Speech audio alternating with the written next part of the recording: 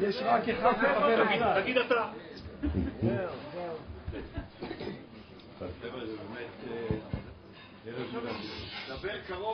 באמת ערב מרגש.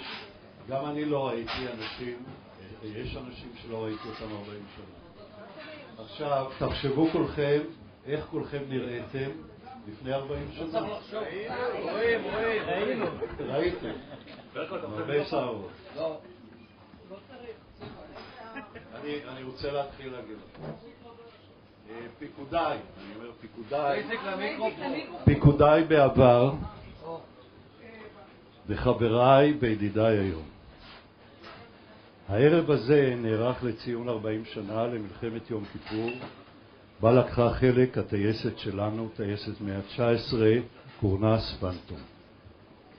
הטייסת שלנו ביצעה את אשר הוטל עליה בהצלחה ובמינימום נפגעים, וזאת הודות לתפקודם היוצא דופן של כל חיילי הטייסת. אני בכוונה אומר כל חיילי הטייסת, מהנהגים שלנו ועד הטייסים ועד כולם, והטכנאים והפקידות, כולם עשו את חבר'ה, אני עכשיו לא רואה כבר.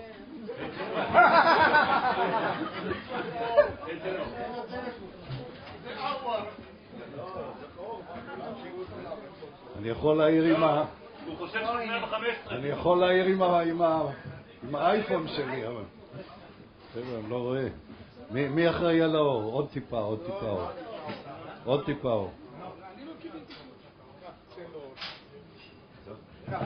לא? אוקיי. נגמר התירוץ הזה. תראו, אני רואה את הטייסת כיחידה אחת שלוחמת, וכולם מבצעים את שלהם, כל אחד תפקידו הכי טוב שהוא יכול. וככה תפקדה טייסת 119 גם בשלום, ואין מה לדבר במלחמה. בתחילה, על מנת להיכנס לאווירה של אותם ימים, בהתחלה רציתי להקריא לכם קטע מתוך מה שעודד מרום כתב, דף חיל אוויר, אבל אין טעם. אין טעם שאני אדבר על המלחמה, כולכם יודעים, כולכם מכירים, כתבו בכל העיתונים, אין מה להוסיף על מה שעבר על מדינת ישראל, שהכל נפל עלינו בהפתעה. אני יכול להגיד לכם, הטייסת שלנו, אתם יודעים, היא הייתה טייסת צילום. אנחנו בשבוע שלפני המלחמה צילמנו גם במצרים, גם את התעלה, גם את הרמה הסורית. הבאנו תמונות כאלה גדולות מה קורה שם. היה כנס מפקדי טייסות בשדה דוב באותו שבוע. רפי ארלב, גם בספר של אבירם מראים אותו שהוא עושה את התנועה הזאת, קם ואומר ראש המודיעין של חיל אוויר, לא תהיה מלחמה. ואני קם ואני אומר לו, רפי, אני מפקד טייסת צילום ואנחנו מביאים צילומים אדירים ואנחנו יודעים בדיוק, לא יכול להיות. ואומר לי ראש המודיעין של חיל האוויר, עושה ככה במין שחצנות כזאת, ואומר לי, אנחנו נדע אם תהיה מלחמה. אני שואל אותו, איך אתה תדע? הוא אומר, תראה, אנחנו נראה שהם מרימים את הרשתות מהתותחים וכן הלאה וכן הלאה. כמובן שהמלחמה תפסה אותנו די בהפתעה. אני יכול להגיד לכם שביום שישי בערב, ערב יום הכיפורים, אני כמפקד הטייסת ידעתי שיש מתיחות. את מלניק יחד עמי הורידו לרפידים סורוצקי לתגבר בסיני, ורן מעיר אותי, רן יושב כאן, ורן מעיר אותי בבוקר ואומר לי, המרגל הודיע שהיום תפרוץ המלחמה.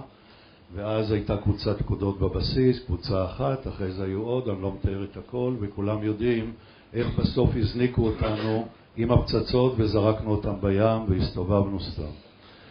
המלחמה הזאת באמת הייתה מלחמה קשה, היא נמשכה 19 יום. היא התחילה במצב שמשה דיין אמר חורבן בית שלישי, ולכן גם דוגמן 5 יצא לפועל לא בצורה המיטבית, ואנחנו יודעים גם מה היה אז. לעומת זאת המלחמה נגמרה ב-24 לאוקטובר, כשאנחנו 100 קילומטר, הכוחות שלנו 100 קילומטר מסואץ, 40 קילומטר מדמשק. ככה נגמרה המלחמה, ואני רוצה פה להמשיך.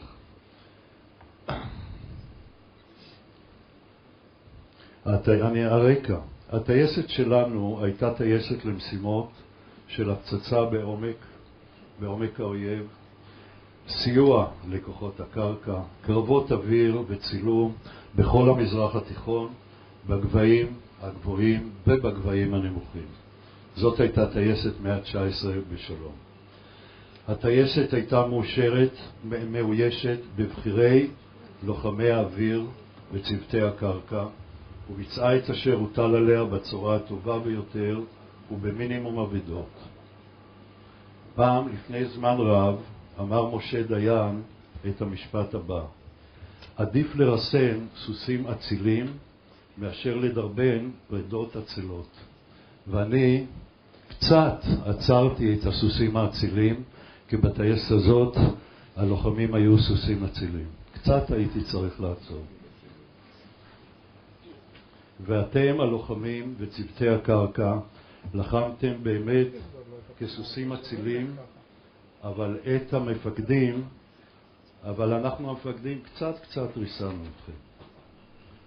בתחילת המלחמה הקמנו בטייסת חדר תכנון, ראינו פה בתמונות, ראינו את אשר שניר, ראינו אחרים, הרמנו בטייסת חדר תכנון, וידענו שיש בעיה למחלקת המבצעים של חיל האוויר בתכנונים שלהם, ואנחנו לא לחמנו נגדם. דרך אגב, מישהו בטייסת אחרת, אחד מפקדי הטייסות, הגדיר את המתכנן כאויב.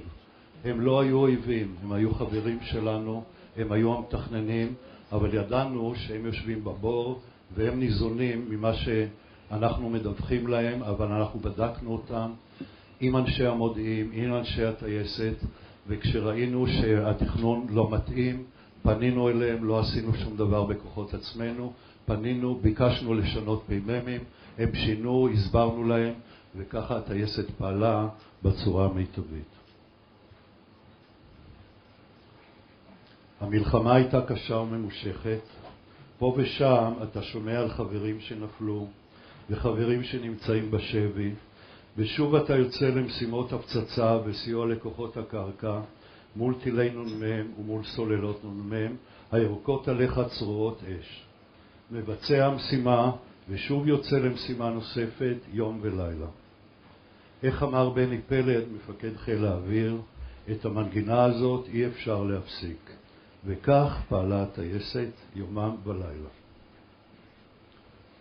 נתברכנו, יושב פה רן, אני אמרתי פיקודיי, אבל יש פה מפקד אחד שפיקד עליי, ורן ואני מכירים עוד שהוא היה מפקד שלי בחצור, בטייסת מיראז'ים 101, ואחרי זה הוא היה מפקד שלי במלחמת ששת הימים, מפקד טייסת 119 מיראז'ים.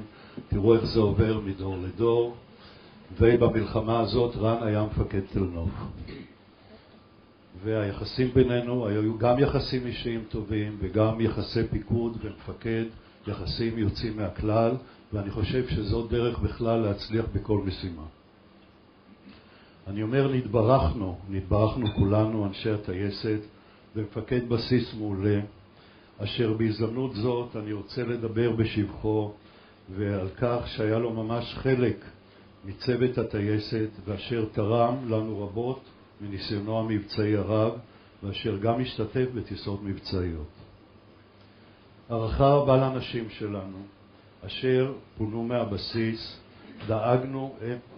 דאגו לנו, והיו לנו עורף תומך וחם, ואשר אפילו השתתפו ויזמו בערב משפחות באחד מהערבים כאשר התאפשר. ראינו פה חלק מהתמונות האלה. במפגש הזה של היום אנחנו לא נדבר על קרבות אוויר, לא על תקיפות שדות תעופה.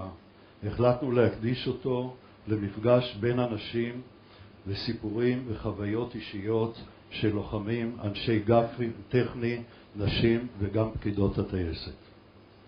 כפי שאתם רואים, מלווה אותנו כל הערב צלם, אשר שמו פלג לוי, ואשר מצלם ומקליט אותנו במגמה לשלוח אלינו DVD, שלכולנו תהיה מזכרת מהערב הזה. מי יודע מתי ניפגש עוד פעם כולנו ככה כשאנחנו יושבים פה כולנו יחד. עוד 40 שנה, חבר'ה, מה זה בשבילנו עוד 40 שנה? אני פס. אבל סרט יהיה, עם המלאכים יהיה כאן. בשמכם אני מודה על ארגון המפגש שלנו, למשפחת מלניק.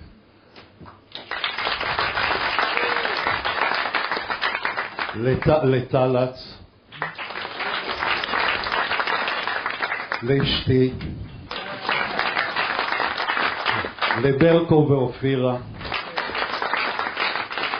לאבי ברבר, ואחרונים חביבים לליאור אלעזר, אשר טרח והכין את המצגת הנהדרת, ואת ערן רמות, מנחה